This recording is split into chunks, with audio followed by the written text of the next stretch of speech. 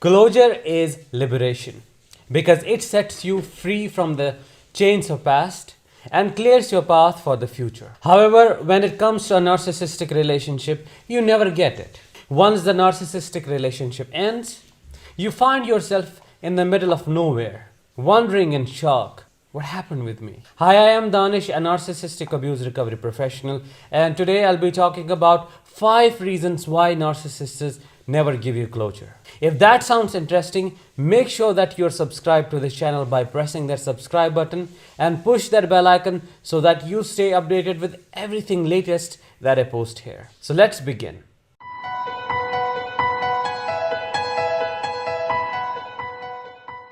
Number 1.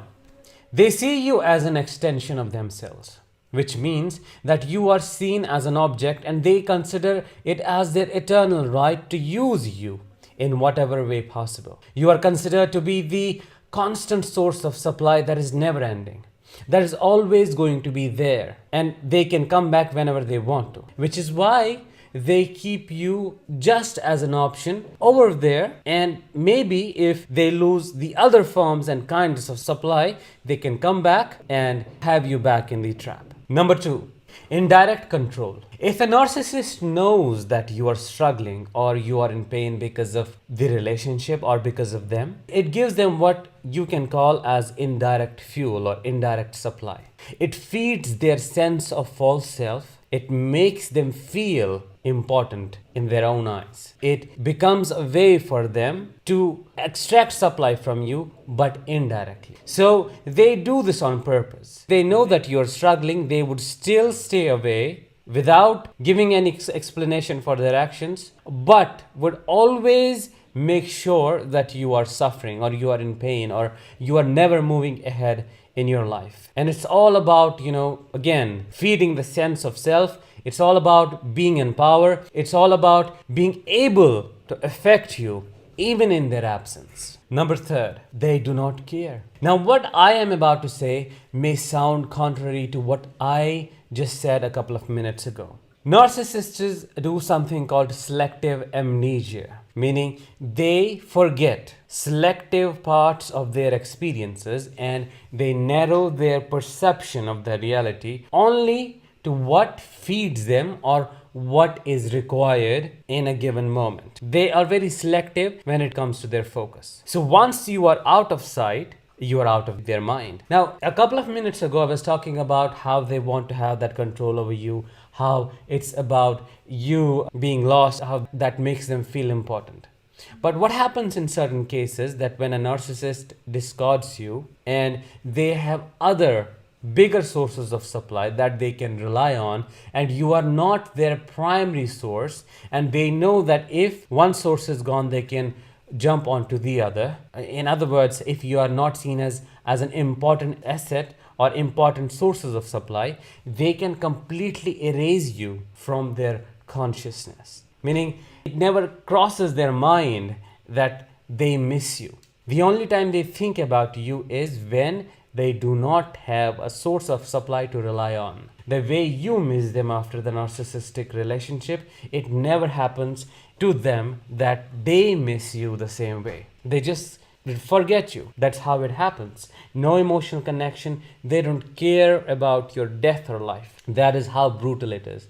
Which is why they move on very fastly. Which is why you see them jumping to the other relationships in a very short period of time, that too very easily, without considering, without giving themselves a time to grieve about what happened. Because what happened in the past was just a game of extracting supply for them. So this could also be shocking for a survivor. A couple of minutes ago, we talked about indirect supply.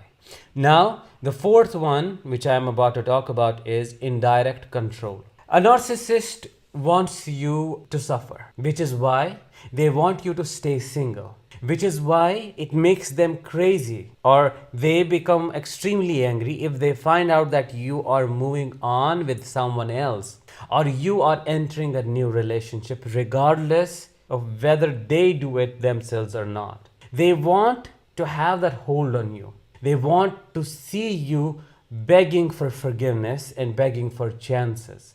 Because it's all about the supply, it's all about the grandiosity, it's all about being in control, it's all about having the upper hand in a relationship. So, this is the problem here. This is the inconsistency in their behavioral patterns.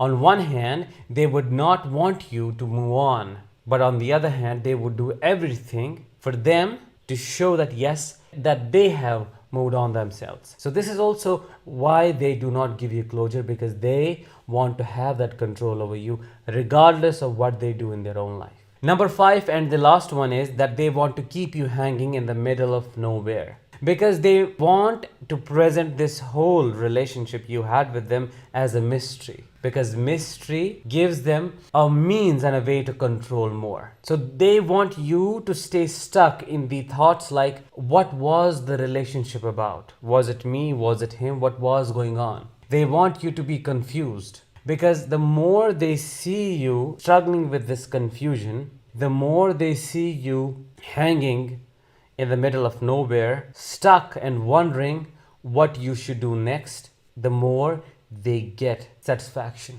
the more they feel in power, the more they like it, the more they feel good about themselves, the more they feel better in being able to influence you and in their capacity to do so. So it's all about control, it's all about power, it's all about sadism, it's all about getting the supply even after they have left you. These are the key terms and these are the core concepts of why they do not give you closure. I hope today I was able to help you to understand that you have to get your own closure, because they will never give it because of the reasons I just explained. I'll talk with you very soon in the next video or the podcast if you're listening to this on a podcast channel. Till then, let the healing begin.